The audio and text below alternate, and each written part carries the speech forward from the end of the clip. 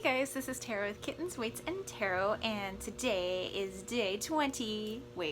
Today is day 20 of Ethany's hashtag 31 Days of Tarot 20 for 2020. And the prompt for today asks us to show our fave depiction of the Lover's card in Tarot and why.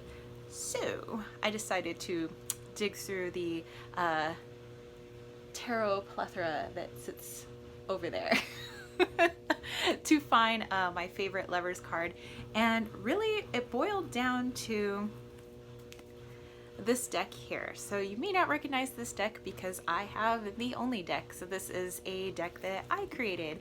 Many of you know that I'm all about the DIY. I DIY'd my own Oracle deck and my own tarot deck, and then of course I had an Oracle deck that I actually had funded on Kickstarter. But I am all about, if you are looking for a deck that you would love to have a deeper connection with, try making one yourself. I think that there's just so much in looking for images or drawing images or creating something on the computer, taking photographs, and making that connection for yourself, so that there's all this different meanings in connection with you. Not to say that there aren't any other lovely decks that you can make connections with. I mean, obviously, if I look at the mountain of decks that are off to the side here, that I have a deep connection with a lot of them. But this one it really speaks to me because I made it. And this is called the Athlete's Tarot. And me, for many years, I was an athlete. I was an NCAA athlete. I always thought I was going to go to the Olympics someday. And now I get to coach. So along with my muggle job and everything else that I do, I'm a track and field coach. I get to coach the high jump and sometimes help out with the sprints and things like that. And I was trying to think, how can I take what I loved to do, and would still love if my body would allow that kind of training nowadays, to put that into a tarot deck, which I also love tarot. So in here there are a lot of marvelous athletes, a lot of depictions that I think really connected with each and every tarot card. But my favorite Lover's card is the one I put together. This is from the 96 Olympics, and this is Gail Devers, after obviously she's won the race, breaking world records as was the norm for her. And this is her coach, Bob Kersey. Bob Kersey is the husband of Jackie Joyner Kersey, also was a fabulous athlete, was considered elderly in track and field because most athletes kind of getting into like 30 is like really pushing it in certain sports, and she was able to do it for a really long time. And her husband, him being coach, he was a fabulous coach. And so just to see like the connection and the elation, between the two of them, of like, she was able to accomplish her goal, and he's genuinely really happy for her because he wanted to help her, not for any sort of personal gain, but wanting to see her succeed. And so for me, the Lover's card, not necessarily looking at it as like a husband, wife, boyfriend, girlfriend, or even looking at it as any sort of relationship, whether it's heterosexual or a homosexual relationship, just looking at it as a connection between you and something else, or a connection between two things. It doesn't necessarily even have to be a person. For me, this is like the coming together of those two things, where there is a goal of one, in this case, goal of one person wanting to see that person succeed, and the goal of the other person wanting to succeed, and also maybe also wanting to make the coach happy.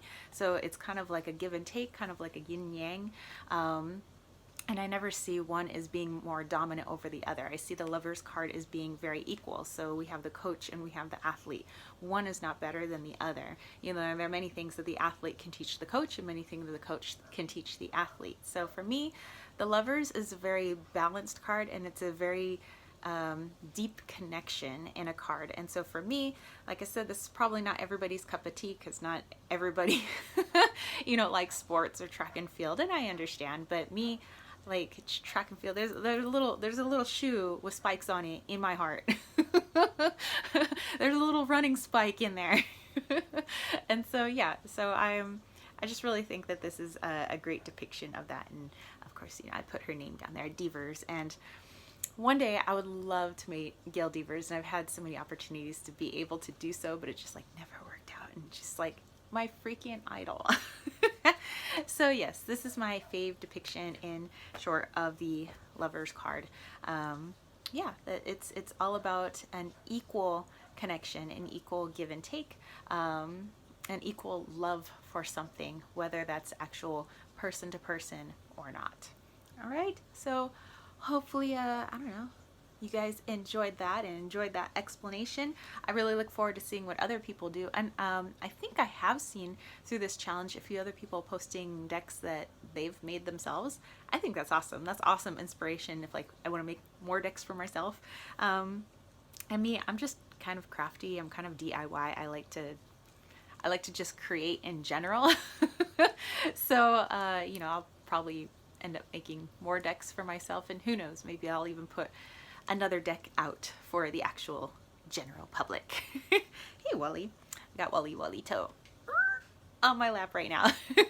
So anyway, I will catch you guys tomorrow for day 21, and if you dug this video, don't forget to give it a thumbs up, don't forget to click subscribe, and don't forget to click that notification bell for more videos just like this. And if you want to catch a reading from me, head over to www.kittensweightsandtarot.com.